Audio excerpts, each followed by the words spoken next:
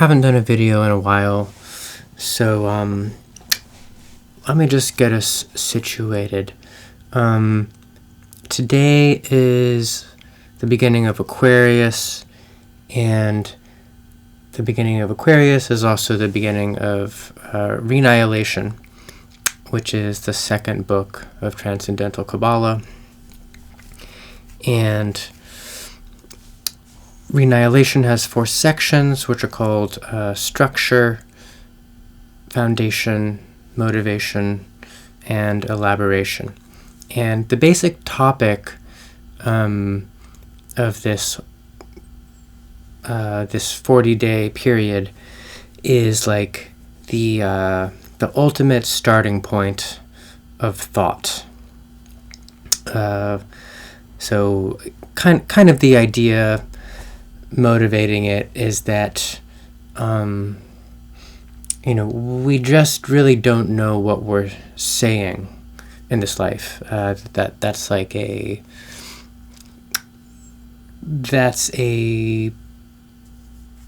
issue that philosophy is supposed to address in the first place with the Socratic moment of thought. The people talk about knowing, they talk about virtue, or they talk about what they want out of life or whatever, and if you sort of look more closely, you realize that there's actually there are presuppositions that people have that if they looked at them, they would kind of evaporate, and that it can actually be kind of horrifying, but it can also be exciting or soothing. But what the history of philosophy shows is that even once you make the decision to try to sort of think systematically, you still really don't, it's still not totally clear how things are supposed to hang together. And so the whole topic of Renihilation deals with this. So I've said some of it, I've said a lot of this in previous videos in the past, but Renihilation, that word means annihilation and then annihilation again, or a process of negation that over and over again undermines its own foundations, and that's what's happening in intellectual history, in the history of philosophy, and history generally, where we sort of move forward in some way along some line, and then we chase a contradiction or make contact with a contradiction, and then the starting point turns out to be different. After that, we sort of have to revise our whole way of looking at things. And this topic used to be a much bigger deal in my philosophical view. There's a liturgy album named after it, and now it's really just restricted to one book. Because in the tradition of German idealism and transcendental philosophy, there's this movie that gets made where that kind of restricted problem is then, in an unspoken way, assumed to be the engine of history itself. That basically that becomes God. Self-relating negativity becomes the cross, and the crucifixion of history, and the body of Christ is this forward motion that is dialectical or even non-dialectical, but just this series, so in my view, that too is an assumption that is kind of not unexamined exactly, but when you read these people like Hegel and Schelling, you begin to see what they're saying, and Deleuze also. begin to see what they're saying, and it's like exciting, because like you think they're talking about like one topic and it turns out to be this other thing. And then there's this sense of like gnosis, like a sense of like initiation, like, oh, I get it. But then you can step back and kind of be like, well, what are you trying to say here exactly? And there's actually just kind of a narrative of like, whatever, the snake eating its tail. And that's not necessarily, this question is not necessarily the absolute itself. It's perhaps a Gnostic or a pagan view to see it that way. A Christian view would resist the impulse to arrive at that conclusion without really examining it, or I guess without examining it is the wrong word, but yeah, I don't know. I mean, like theory heads will kind of know what I mean. It's like there's this thing that happens because it's a really counterintuitive and interesting idea. There's always this kind of like poetic slip. Anyway, so let's see. I was planning on just saying one or two things on this topic, even though I have a lot more to say. So within Reanihilation, the chapter of the book that is the first decan, the first 10-day period, is specifically structure. The next one is the question of the starting point of philosophy, which is a similar but different question from the question of the structure of philosophy. So like the classic structure of philosophy is you start out with logic, so you decide this is the right way to think. Then you look at metaphysics. Okay, you apply logic to the thought of like the nature of being or something. And then from there you maybe go to physics, which philosophy does not address directly so much these days, compared to the way it did for Aristotle.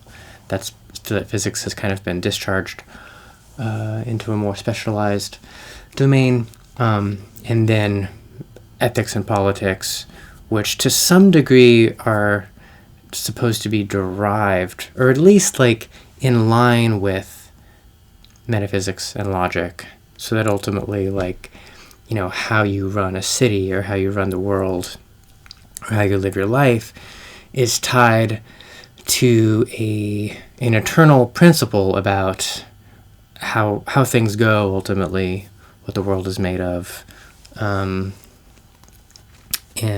instead of because otherwise you're just kind of splashing in the world without really knowing even why you value what you value. But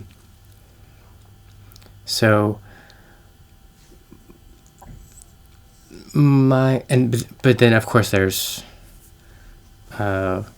modern approaches to how to structure philosophy. Maybe I'll just say this, for people who don't necessarily know or don't remember, like there's two main approaches really. One is transcendental, where you try to kind of have an all-encompassing structure like that, except that it's sort of always already historicized, and you're also examining things like philosophy of history or aesthetics, and logic and metaphysics and politics and philosophy of history all kind of get fused, and they're all provisional, and again it's really an initiation ritual to sort of get into texts like that, and I think phenomenology is at least a cousin of transcendental philosophy. Anyway, that's a whole topic. And then there's a very different approach where you try to be as clear as possible about specific topics, without trying to sort of think the whole, which is sort of more inspired by like the approach of science, I guess. In our time, these things are beginning to fuse, because of artificial intelligence, like these two, it's becoming possible to do transcendental philosophy again that is like fully integrated with like science and economics and stuff in a way that wasn't possible for a couple hundred years because philosophy was like too specialized or whatever. So anyway, but so sort of the wager of this whole system is that the dimension of time needs to be introduced into philosophy, where basically thought itself is updated by returning to the same topics every year, and each topic is sort of understood to be in a provisional state, but the system isn't all updated all at once. And like I've said before, like it's, again, it's this Hegel and Schelling thing that like Hegel, if you take the Hegel approach and spend your life as a philosopher articulating a system that's coherent with itself over years, like doing that over years, you end up losing contact with the truth, because as you evolve and the world evolves, your priors are actually different, but you sort of have to finish the task anyway. Or you could be like Schelling and try to build a system from scratch with every new book, and then you just sort of leave this like series of fragments. And in this dimension, this philosophy with the dimension of time, you update every part of the system one by one over the course of a year, and just kind of return to it and accept that there is a certain unknowability underneath your presuppositions, but like you just sort of you just kind of keep it fresh, I guess, or something, and you're sort of able to innovate, and like this system of thought becomes an organism that can evolve, and maybe there are ways for this to happen, as like humanity, begins to like merge with machines or whatever, that this can really be more of, like more of like a world unto itself somehow, like that it can sort of start to become politics, or it can become eschatology, and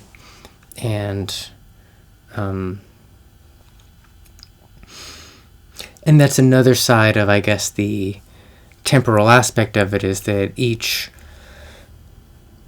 stretch of time is an opportunity not just to revise the ideas, or to revise them, but also to meditate on them. And like I haven't been doing a lot of sharing publicly my work on the system in the past couple of years. Like I do it every now and then, but like I'm still I've been developing it more and more on my own, and like there are more ways to interact with the concept than just writing it down or talking about it. There are like aesthetic ways of sort of contemplating it. You can do like visualization exercises, or you can create works of art that are inspired by it, and that kind of thing. So anyway, I'll say one thing right now about the innovation that I've arrived at on this topic of structure, which was not present when I first sort of announced like that Transcendental Kabbalah was going to take on this like schedule, like 3 years ago now or whatever. And that is that now for me there's a path up and a path down. So the 10 books of this system correspond to the 10 stations of the Tree of Life. People call them spheres or sephira or whatever. I like the word stations. So like book 2, the book that we're on, corresponds with Hokmah, which means wisdom. And it's the second station from the top of the Tree of Life. And it's kind of it's the one that it seems like this topic would be about. Like that there's this kind of ultimate meaning that's kind of a life force or something like that. That, it's like the meaning, like let's say when you want to say something, but you haven't said it yet, and you're like, how do I formulate this? Or you want to create a work of art and you don't know yet how you're going to give it a body. That meaning that has not yet been expressed, or meaning that is understood in a way that itself cannot be expressed, that is Hokmah. And so this book, Reanihilation, is sort of protecting like the sanctity of not yet expressed meaning. How was I saying that? Oh yeah. So that's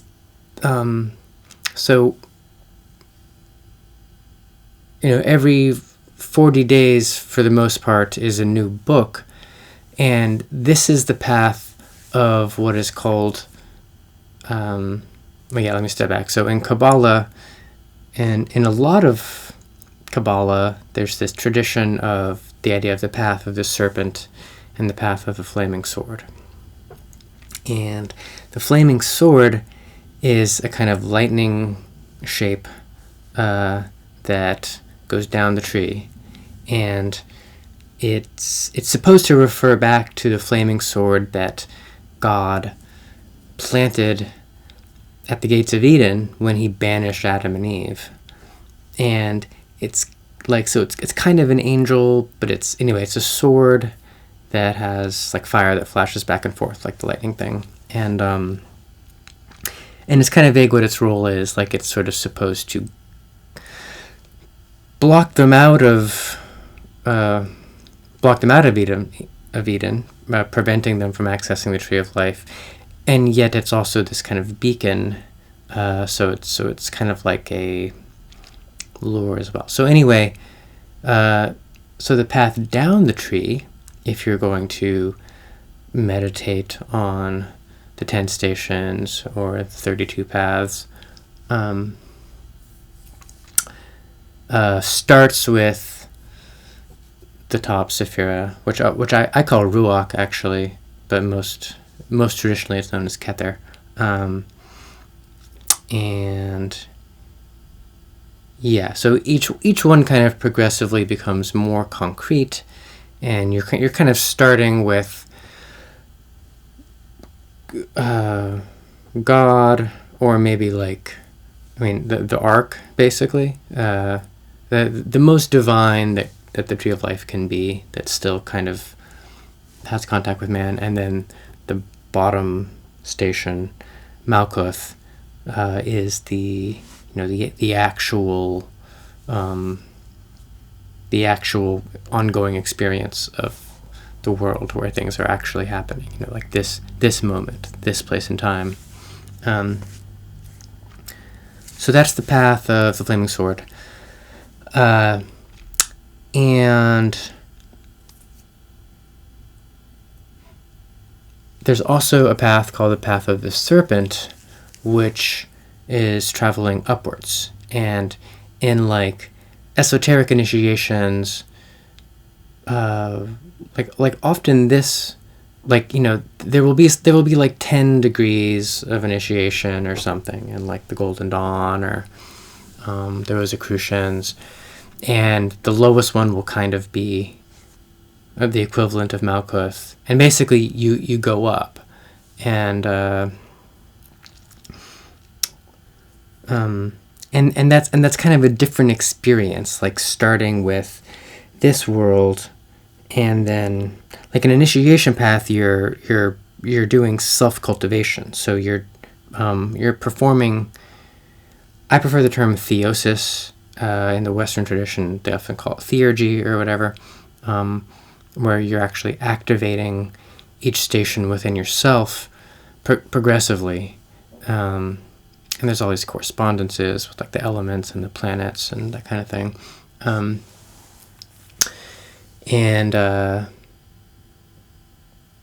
that can be, you know, years. Like you can spend a year on each station and gradually go up. So an innovation in my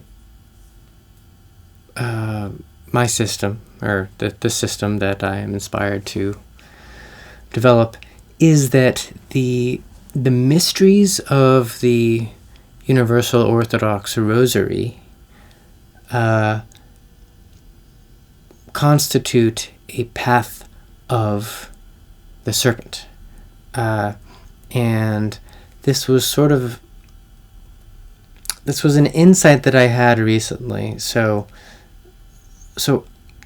it's maybe over a year ago now, actually, maybe almost a year and a half ago, I began developing a sort of series on the Universal Orthodox Rosary, which is an expanded rosary that has 5 additional mysteries that relate to the Virgin Mary and to the elevation of the cross in the Byzantine Empire.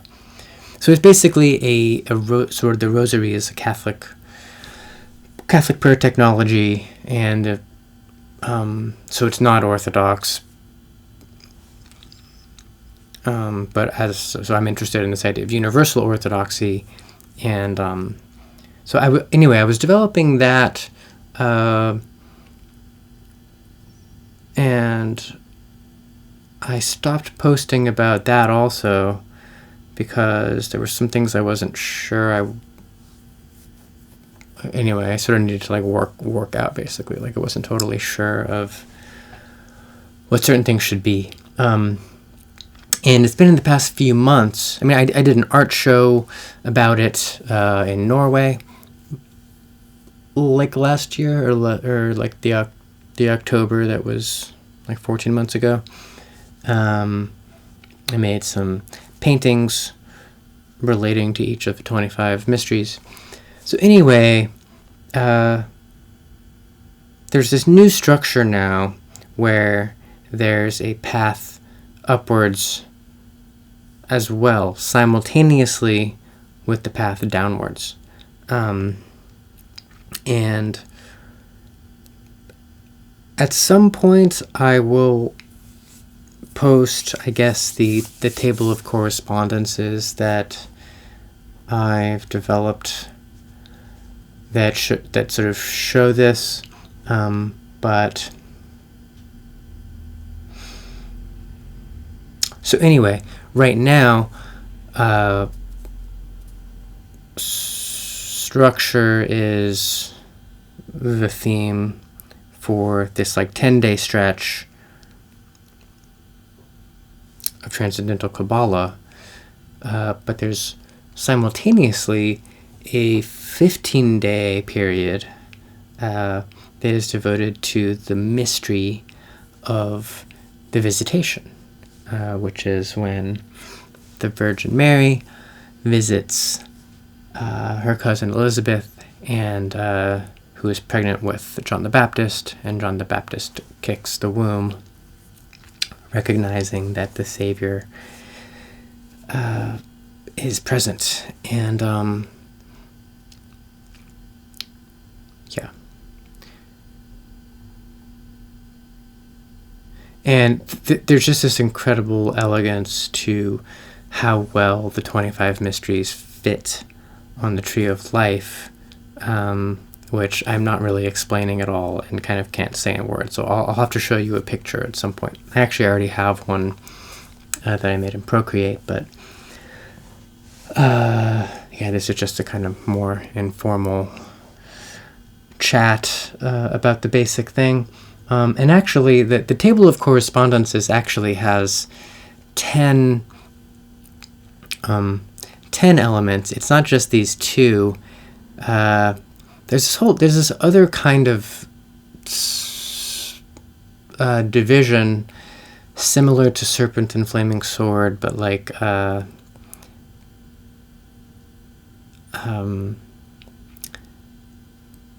different. Yeah, I'll just mention this as well. It's kind of interest. It's interesting to me anyway. I'm not sure if I'm saying it in such an interesting way, but so there's this other idea that I was developing about the original covenant versus the virgin covenant, and where like in Christianity, you know, we have the Old Testament and the New Testament. You can translate that to be what I just said: original covenant and virgin covenant, which I think is a more vivid expression of what is really supposed to be conveyed, that there's sort of an already established body of wisdom, say, like the Hebrew Scriptures, and then there's a new innovation which does not totally overturn the older thing, but it's new. It's virgin, and it's eternally new. And I've been somewhat unclear, I guess, in my work on this, how exactly to draw the line between, doing expositions of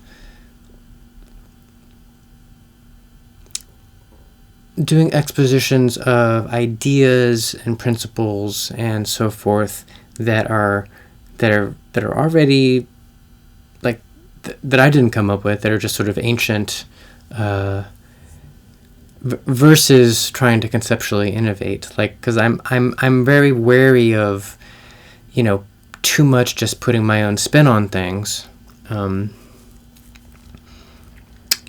So I used to more have the attitude of, taking this kind of syncretic panoply of mystical and religious ideas and, combining them with like, avant-garde, art and culture and music. And in the past couple of years, I've really wanted to have a place for like a bulwark against that, sort of to keep a hook in like the original covenant, but then also not do that as like a reactionary, but to sort of have that hook in there, and then also innovate with the virgin covenant. So it's not the exact same as the literal Old Testament and New Testament in the Scriptures, but that like there's like an existing storehouse of established mystical truth, or whatever you want to call it, and then also innovation. And that's more experimental, a little more secularized, more like integrated with like modern concerns and science and art and that kind of thing. So yeah, there's that's turned into a table of 10 correspondences with a lot of like there's like the structure of the whole system of Transcendental Kabbalah is really sort of my innovation. But then there's things like the letters of the Hebrew alphabet, the planets, the zodiac, the 72 angels of the Shem HaMafaresh, which I've come to really love. I haven't talked about too much.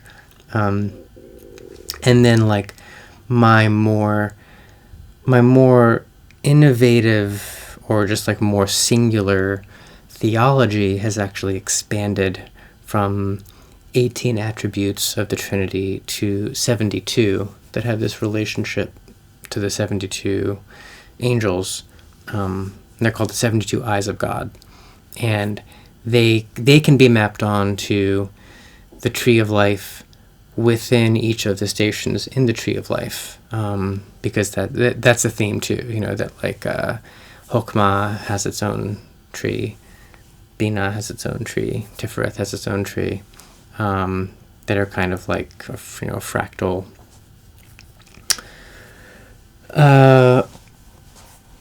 so yeah. And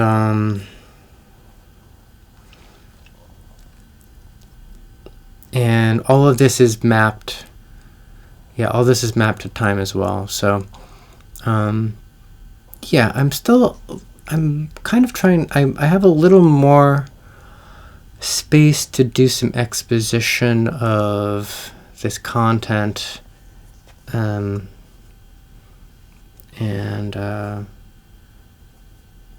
I want to do it kind of systematically. I want to kind of work up the ability to like keep doing it while I'm touring, which I'm not doing again until the summer. But